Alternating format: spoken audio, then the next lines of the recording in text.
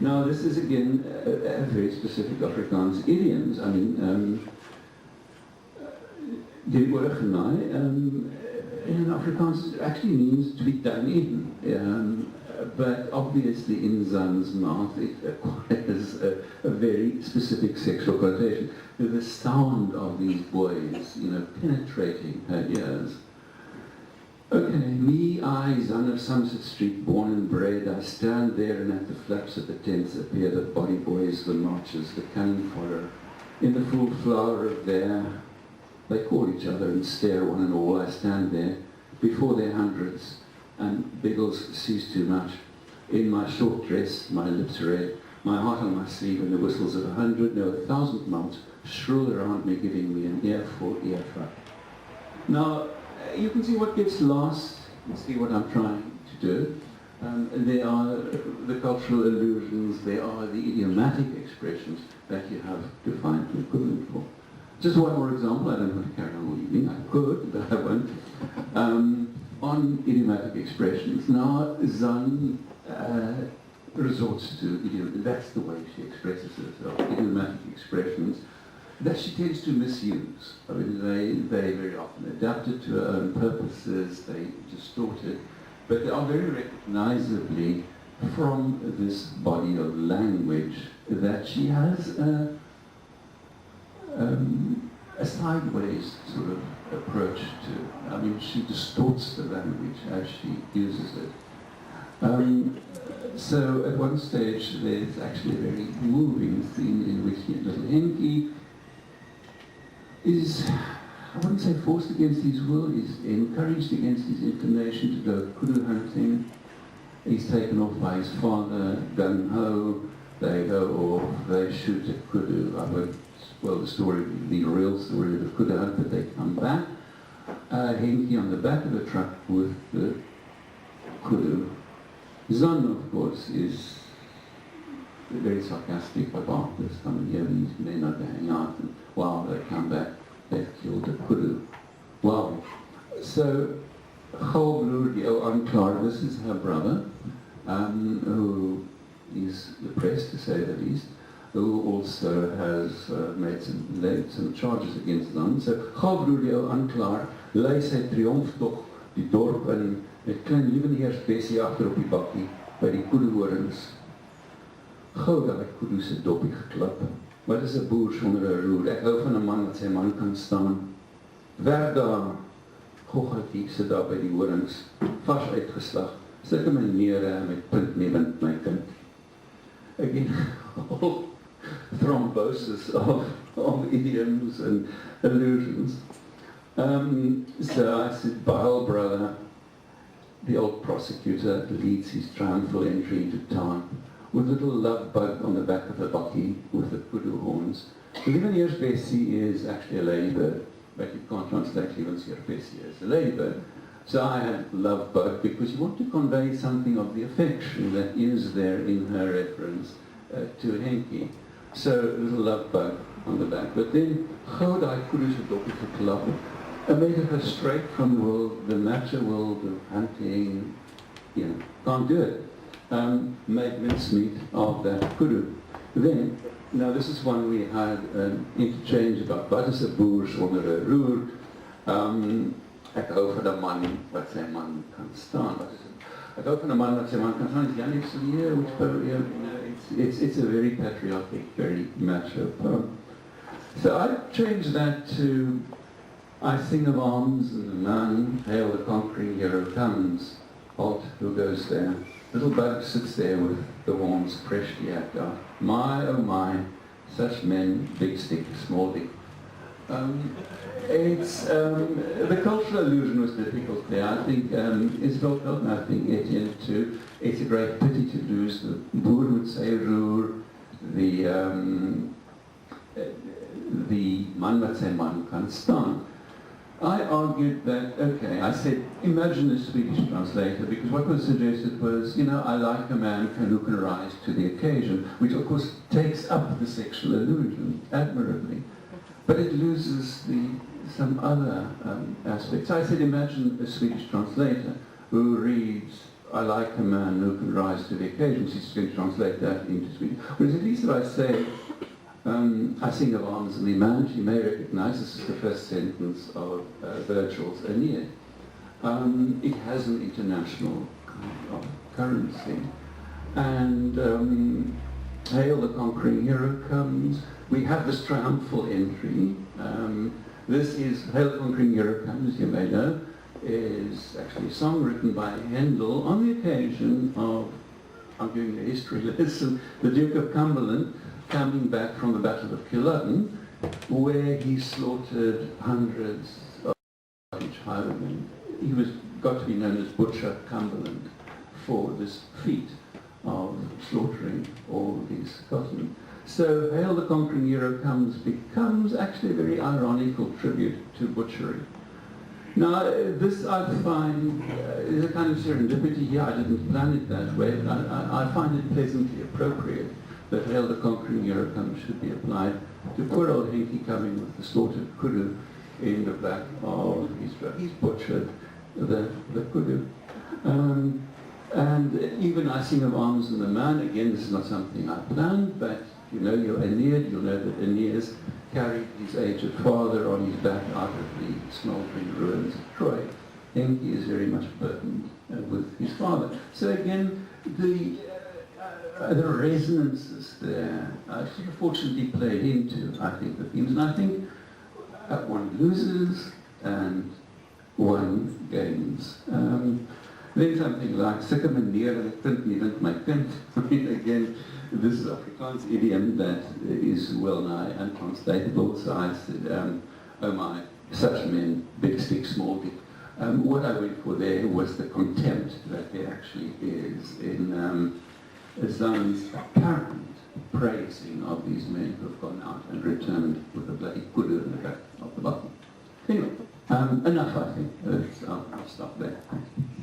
Thank you, Michiel.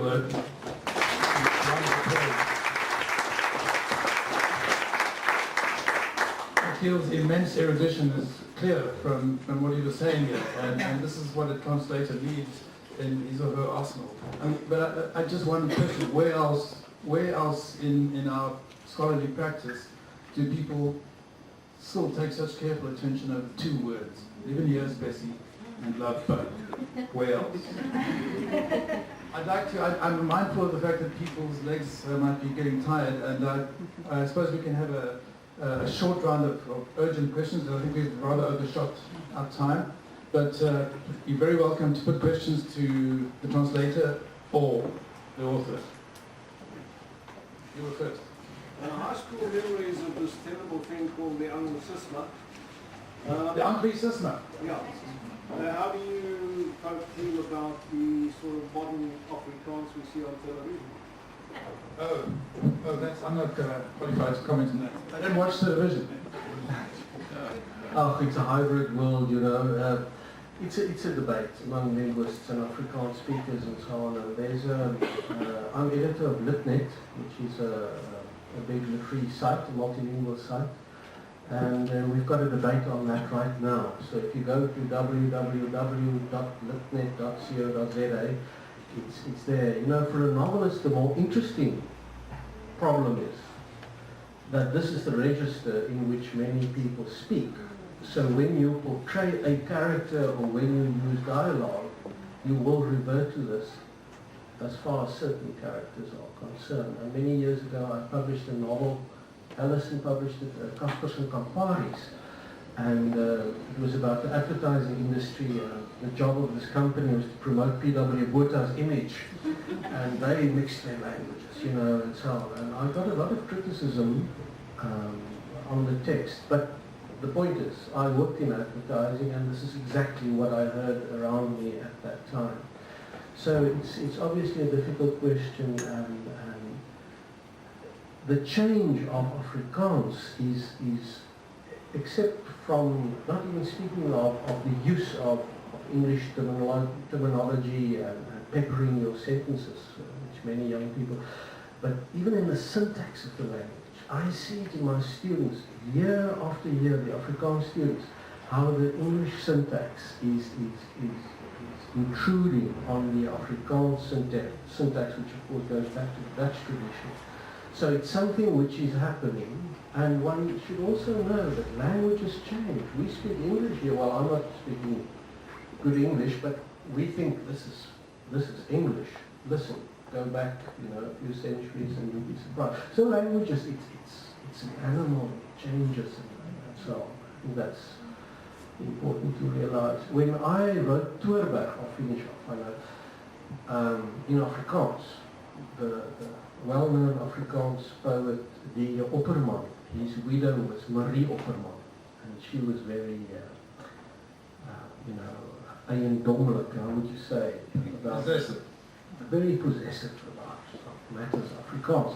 She wrote me a very nice letter with a long list of phrases from the novel, which I thought was written in what I would call Oer-Afrikaans, the Afrikaans with the backbone of the platteland, and she showed me how it was infiltrated by English. And of course, it's because I read a lot of English prose, and I speak a lot of English, so Let's not forget. Important question, sir, and an interesting question from a social-linguistic point of view. Let's not forget Breitenbach's ideological insistence on what he calls the bastardization, quite deliberate bastardization of the registers of so-called purity in language, because those... I just want to tell you something. In Grahamstown, there was Professor Guy Butler, wonderful old man, and I had the privilege of knowing him there. But when he was young, he was the young prince of Grahamstown then, and he always said to the students,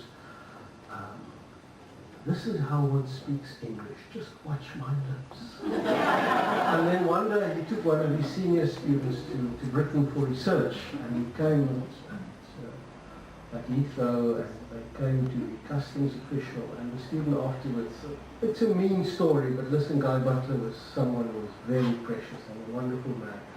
And the customs official said, oh, I didn't even ask you from South Africa. I can hear the accent. So English is you get Namlish, you get English spoken. Read Rushdie and you'll see what it does to English. So, Thank you. Any other questions? Yes? When a book is translated into many languages, is it always from the original, given what you've just been saying, or does it go Afrikaans, English, Swedish, German? I'll give this to Michiel, but it often goes Afrikaans, English, and the English is often used as a base text for further translations, which is why Michiel was so correct in saying if a Swedish translator gets hold of this translation, what further loss would occur? Oh, yes, I think a publisher like Alison would be better able to answer this question. It is my sense that it's actually extremely difficult to find someone who can speak. I know with Achat there was a problem. Marlene would actually, for obvious reasons, preferred it to be translated from the Afrikaans. For instance, into Italian, to find someone who's Afrikaans and Italian are good enough to do that. Because you can't just have someone who knows a bit of Afrikaans and someone who knows a bit of Italian. They have to be actually steeped in both languages. And that's pretty rare, and I believe you are being translated into Latvian or Lettis. And now it's under discussion, what should be done, and they're also now working on the Dutch, and the Dutch publisher asked me, would I mind if they use the English as the, and of course it's another step in stappie vir my,